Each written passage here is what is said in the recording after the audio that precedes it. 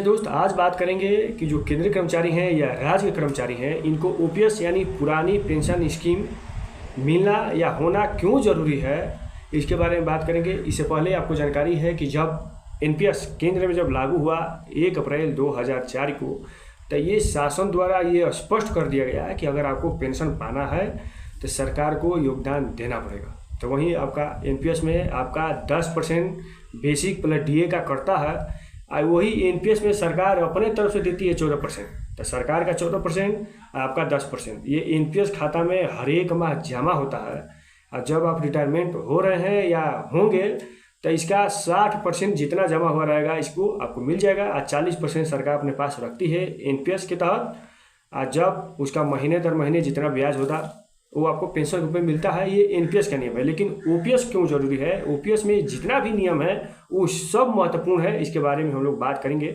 सबसे बड़ी बात यह है कि जो ग्रेजुएटी की बात हो रही है कि एनपीएस, वो एनपीएस जो 1 अप्रैल 2, ये उस कर्मचारी का क्या दोष है जो 1 अप्रैल 2004 को ज्वाइनिंग किया। अगर एक दिन पहले वो किया होता तो वो ओपीएस का जो है कि लाभ उठाता, लेकिन एक दिन बाद ज्वाइनिंग किया है तो वो एनपीएस में आ गया। बताइए, जमीन आसमान का अंतर हो गया एक दिन के अंतराल में। इसलिए कहा जाता है कि समय बहुत महत्वपूर्ण चीज़ होती है।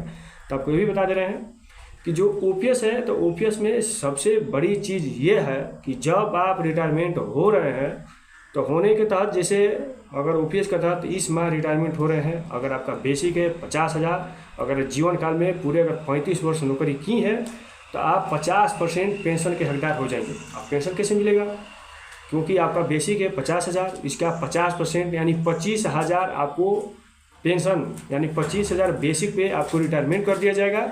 और इसके साथ अभी आप समझ जाइए कि अभी डीए आपका केंद्र में चल रहा है 55%, तो उस 25,000 के साथ 55% डीए को जोड़ दिया जाएगा। ये सबसे बड़ी ये जो है कि महत्वपूर्ण ये बात है।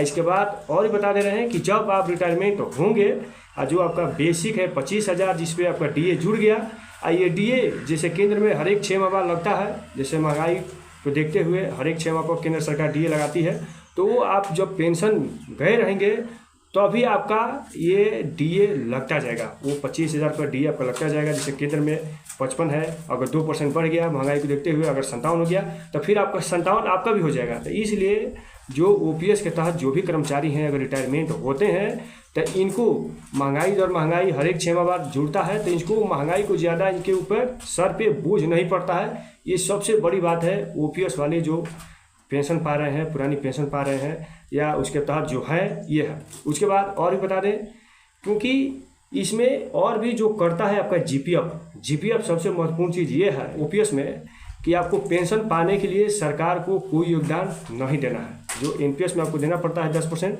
लेकिन इसमें आपकी इच्छा को निर्भर कर रहा है कि जितना आपको मर्जी है कटवाइए।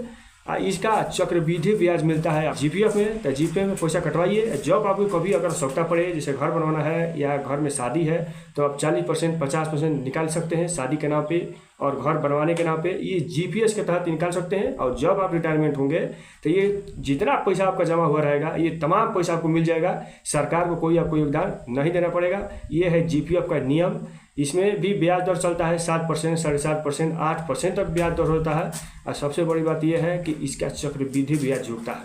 तो ये है ओपीएस जो पुरानी पेंशन स्कीम है। तो सब कर्मचारी जो सिविल कर्मचारी हैं या जो है कि बेट विभाग से हैं या केंद्रीय कर्मचारी, वही अगर देखा जाए तो जो केंद्रीय सुरक्षा बल, CRP, BSF, CISF, SSB, ITBP, तमाम लोग चाहते हैं कि पुरानी पेंशन लागू हो।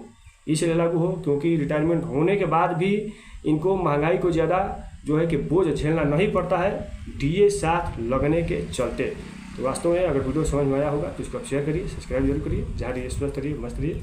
जय हिंद, जय भारत। अगर कहीं कन्फ्यूज हुआ होगा तो कमेंट करिए, कमेंट के माध्यम से आपको जरूर बताया जाएगा।